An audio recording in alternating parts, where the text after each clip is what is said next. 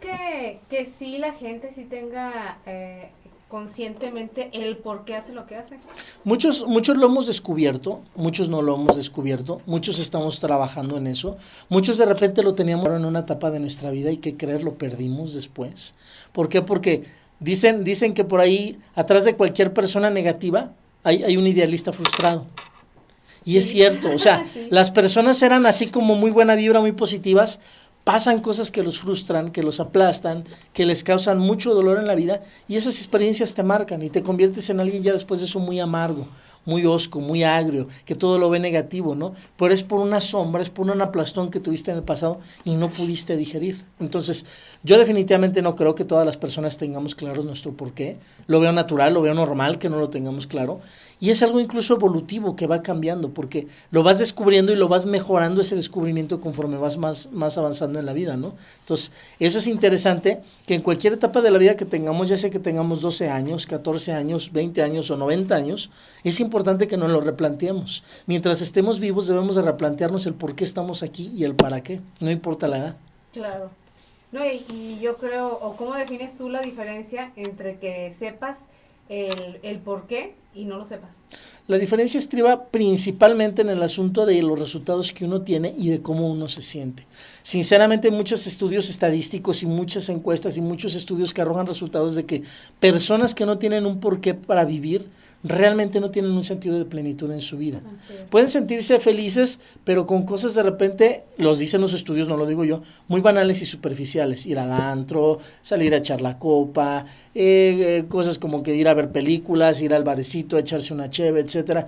Pero ya personas que han trabajado mucho en un porqué encuentran muy atractivo y muy satisfactorio incluso las adversidades de la vida, porque saben que eso los va a llevar a un crecimiento, los va a llevar a algo que va a tener a final de cuentas una recompensa más grande, ¿no? Claro. Entonces, se nota mucho en eso, en cómo la persona se siente y en el por qué hace las cosas. Recordemos que más importante que el que hagamos es cómo hagamos las cosas, por qué hacemos las cosas.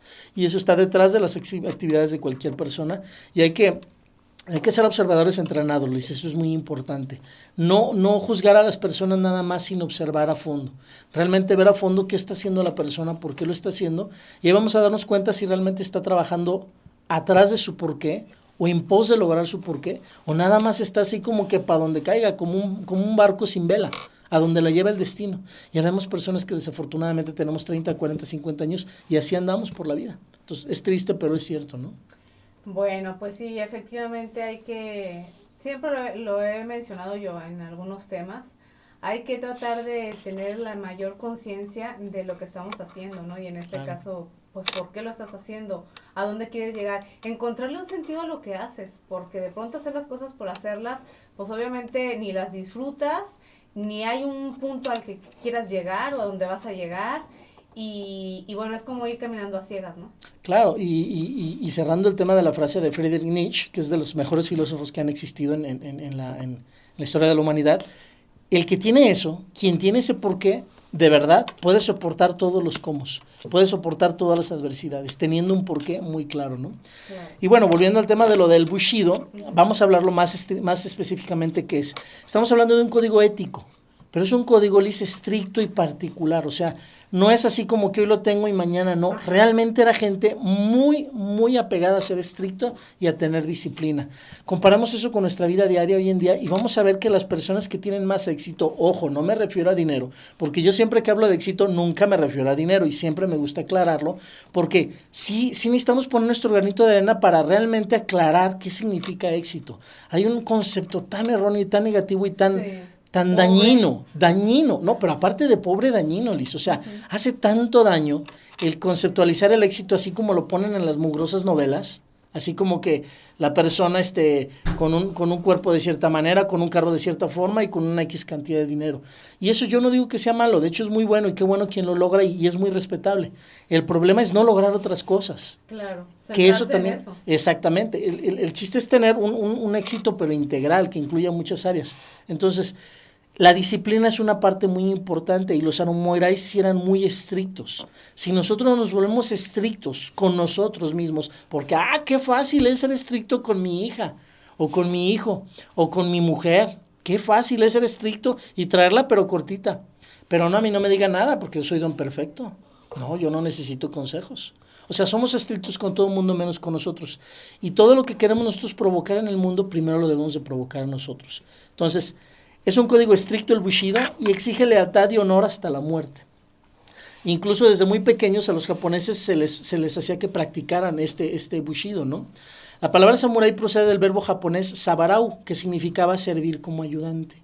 Qué interesante. Desde aquí vemos la palabra servicio, Sí. el ayudar, el darse a otro, que es algo que teje todo este componente social que está tan dañado hoy en día y tan lastimado por tantas cuestiones de criminalidad, por tantas cuestiones de desconfianza. Si poco a poco fuéramos tejiendo nuevamente esta cuestión, simplemente ayudando al prójimo, ayudando a nuestros vecinos, a nuestros amigos, empezarían poco a poco a componerse este tejido social que está tan lastimado, ¿no? Y Bushido viene de la palabra Bushi, que es una palabra japonesa que significa caballero armado. Y ojo, al decir armado no nos estamos refiriendo, hay que saber, hablábamos la semana pasada, Liz, en la parte de los alimentos del alma, hablamos que una parte era conciencia de metáforas, no sé si te acuerdas, pero Sí, hablábamos claro. que era conciencia de metáforas. Cuando los japoneses dicen caballero armado, no se están refiriendo a una espada o a un cuchillo o a una daga nada más. Se están refiriendo a toda la cantidad de herramientas que uno tiene. Y caballero también es un término muy específico. No se refiere a patán armado, por ejemplo, ¿no? O sea, es un caballero armado, alguien que se comporta como caballero, Claro. alguien que tiene valores, alguien que tiene principios, alguien que se comporta de cierta manera, ¿no? Entonces, la palabra samurái la utilizaban muchas clases sociales, contrario a lo que muchas personas piensan, que nada más eran los guerreros, no. Cualquiera, ya llegó una época en la cultura japonesa donde cualquiera se llamaba a sí mismo samurái. Entonces, los guerreros, los que traían sus espadas, los que eran disciplinados, usaron un término más digno, bushi, que viene de ahí la palabra Bushido, el camino del guerrero. Entonces Bushido en este contexto es el camino o forma de vida de los Bushis o de los guerreros, a eso se referían. Entonces, más que un código, una ley, es más bien como un camino, es lo que debemos de tener claro, ¿no? No es una lista de reglas a la cual uno se debe de apegar, sino un conjunto de principios. Así hoy en día sí lo podemos interpretar y puede ser interesante que lo anexemos a nuestra vida de esta forma. Un conjunto de principios que preparan a un hombre o a una mujer para que puedan ser capaces de pelear sin perder su humanidad, para que puedan dirigir y comandar a otros. Necesitamos líderes, Liz. La ciudad, el país están muy necesitados de líderes. Y en ese contexto, a los Bushis se les entrenaba a poder dirigir y comandar, pero sin perder el contacto, ojo, con los valores básicos. Y esta es una parte muy importante para entrar ahora sí de lleno a esas 7 virtudes de las que te platiqué al inicio.